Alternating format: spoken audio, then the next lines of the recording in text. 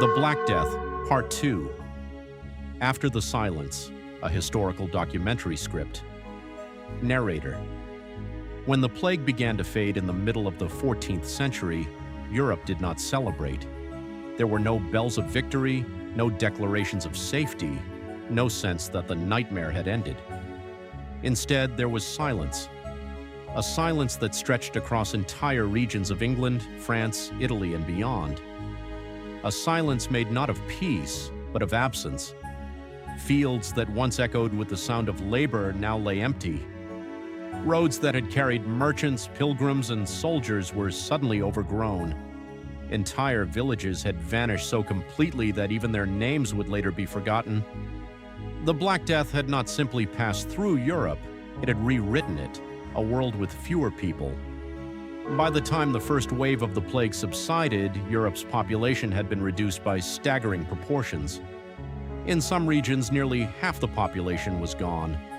This demographic shock created something unprecedented in medieval history. Space. Space in the land, space in the cities, space in the economy. For centuries, medieval society had been defined by pressure. Too many people, too little land, too few opportunities. But now, for the first time in generations, the balance had shifted, and that shift changed everything. The collapse of the old order. Before the plague, European society was structured around the feudal system. Lords owned land, peasants worked it. Obligations were rigid, inherited, and enforced by tradition and law. But that system depended on one critical condition: abundance of labor. When labor became scarce, the system began to fracture. Survivors found themselves in a radically new position.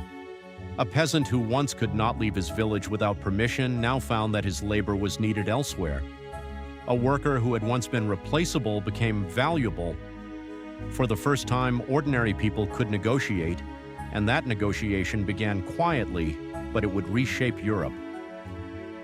Fraternal, lords, law, and resistance. The nobility did not accept these changes willingly.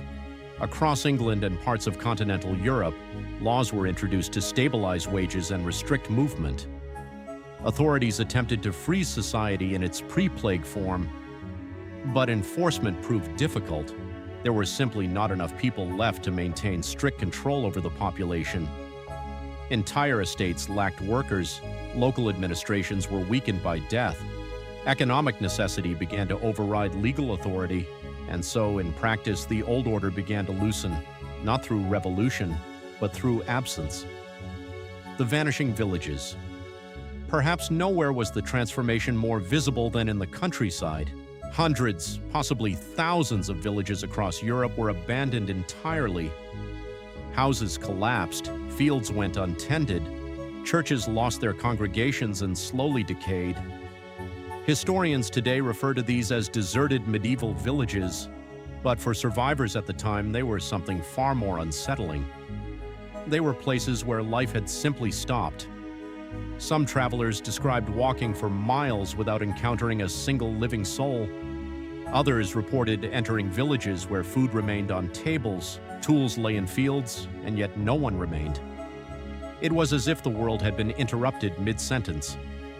Cities of the living and the dead. In contrast, cities became centers of both devastation and recovery. Urban areas had been hit hard by the plague due to density, poor sanitation, and constant movement of people. But after the worst had passed, cities began to draw survivors from the countryside. Why? Because cities still offered something the countryside often could not: opportunity. Craftsmen, merchants, and skilled laborers were in demand. Guilds, organizations that controlled trades such as weaving, metalwork, and baking, began to accept new members more readily. Economic necessity forced flexibility.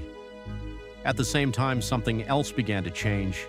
Cities started to think about cleanliness, not in modern scientific terms, but in practical observation. Waste, overcrowding, and foul air were increasingly associated with illness. Municipal rules slowly emerged to regulate refuse disposal, burial practices, and market hygiene. These were not solutions to the plague, but they were the first steps toward public health. Faith under pressure. If the economy was shaken, religion was shaken even more.